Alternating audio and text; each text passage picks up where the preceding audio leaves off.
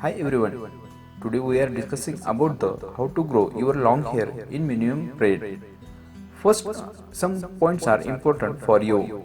Use the conditioner every time you shampoo. Second is regular trims. Third is don't shampoo every time you shower.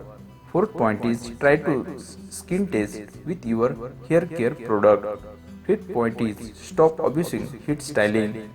Sixth point is always finger dating first.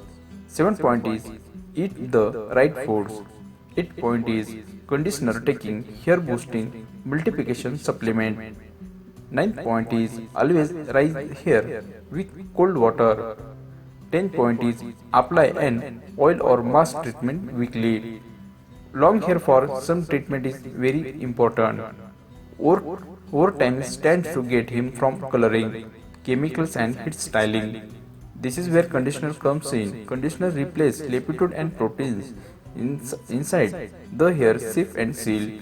The hair circulates to help prevent more damage from occurring so that your hair can grow longer and look healthier.